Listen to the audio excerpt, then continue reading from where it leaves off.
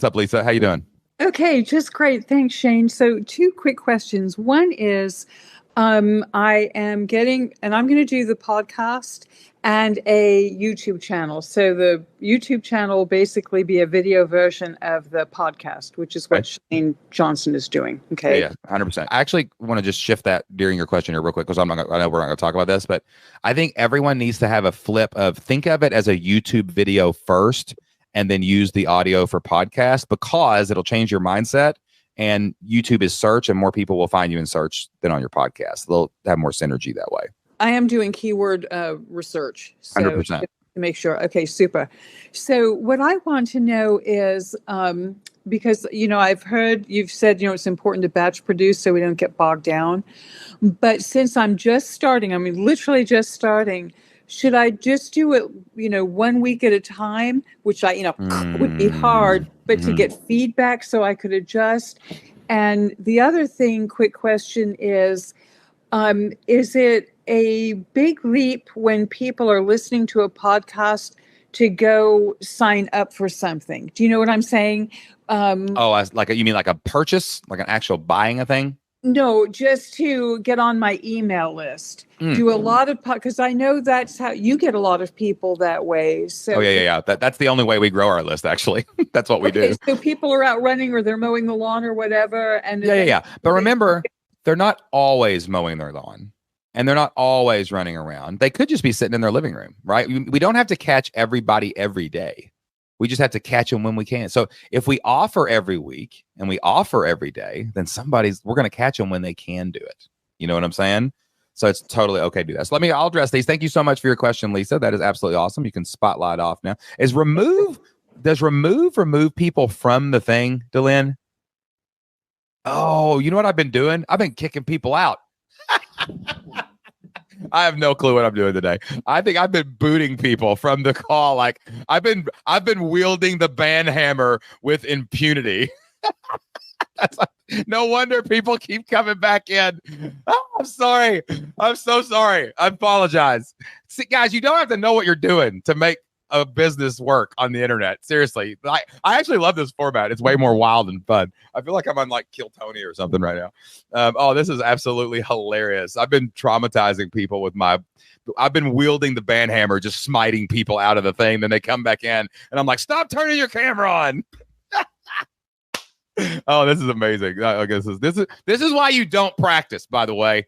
I'm telling you, this call would have been so much more professional and less entertaining if I'd been practicing all day and worried about this, but I ain't worried about it. Why are you worried about it? I think I'm just killing myself here. Oh my gosh.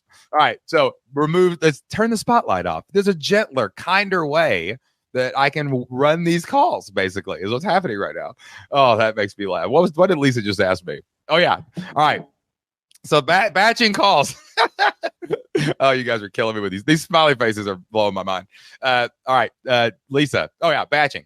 So what you want to do is you always want to batch. You never want to go like totally weekly, and all rules are meant to be kind of broken. So Jocelyn and I are about to record a brand new podcast. So Shane and Jocelyn will be back on the air together for the first time in like 3 or 4 years. Who's excited about that? Are you guys ready for Shane and Jocelyn's next podcast? It's going to be epic. You guys are going to love this. It's going to be absolutely awesome. And we're going to get holistic on y'all, start working on some stuff. But what we talked about was how we were going to do it. I think what we're going to do is record like 3 or 4 episodes in a row. We're going to batch. We're going to get a little bit ahead, but not too far ahead, because there will be some times where we will have to pivot. Okay. We're going to have to like change things. We don't know exactly. We have a vision of where we want this to go. Actually, Jocelyn has a vision. This is her project. I'm just the party host on the podcast. She's bringing me on to do that. And then she's going to be there too. But that's what we're doing. We're going 3 or 4 ahead, not going to get too batched out. Also too, like, don't be afraid to batch like 8 or 9 ahead. And then if you pivot, you just pivot on the end. Like if you discover something on week 3 and you're like, ooh, I want to go this direction, you're still going to go that direction. Just go that direction and record 3 or 4, put them at the end and let it, the people listening don't have to know exactly when you pivoted, exactly when you changed, exactly when you did anything. You know what I'm saying? So like, what does it matter if you've got 12 ahead and you like, oh, I want to make a big change? Well, I'll do it in 3 weeks. Actually, that's what's happening now. I'm actually going to be doing some different things on the podcast coming up pretty soon. And you guys won't know when I actually decided to change it. It's not going to be next month. Like, we're recorded like weeks in advance right now.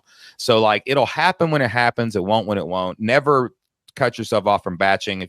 It's your business, but I would do at least 4 weeks ahead and just let it roll. And if you want to keep doing the same thing, that's fine. That's fine too.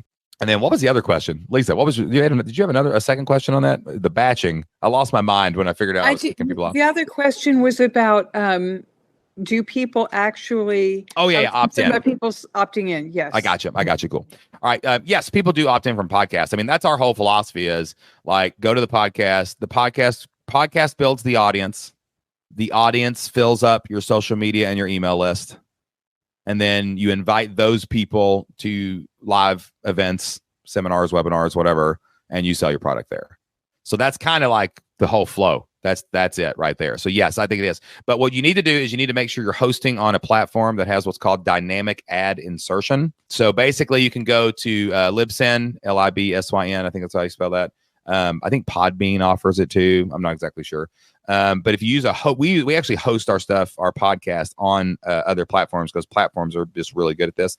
But dynamic ad insertion means I can record a ad. So let's say I have, like, right now we have like 700 or 800 podcasts. I don't even know, right? 300 are on Apple. But like, I can record an ad. Right now I've got an ad going. If you go listen to any episode of the Flip Lifestyle podcast right now, what you're going to hear is, hey guys, before we get started today, I want to tell you about an awesome training that we've got on this date. Like, I can change my ads at will for whatever I'm selling. You don't want to record things you're selling necessarily onto your podcast. You want to use dynamic ad insertion. Okay. So I'm going to be recording a course for this on how to use, not how to use the technical thing of each platform, but what dynamic ad insertion is. My new podcast training that will be inside the new recording, the Flip Lifestyle Blueprint, will have us talking about this strategy. But you definitely need to do that because you'll be able to change your product at will, and you'll be able to change it whenever you want. You'll be able to change your opt-ins anytime you want. And people definitely do opt in from all those things. And also, this is another important point. Remember, it's not just one thing. You can't just hope that a podcast listener does something. You have to be on a podcast. They got to see you on social media. They got to be on your email list, getting regular emails. They have to become familiar with you, build the relationship. It's a little bit of everything. Like, right, where are they connecting with you? Are they in a Facebook group? Like, if you're going to do if I'm doing a webinar, I'm going to talk about it on social media. I'm going to talk about it on email. I'm going to get my friends to promote it. Like, it's hitting people at multiple angles. That's eventually going to get them to buy your thing or opt into your list or do all that stuff. So that's why we focus not on as much of like, well, this tactics change, but the strategy doesn't. Content, consistent, prolific, relentless, build human audience, human connection, and then they will buy your things.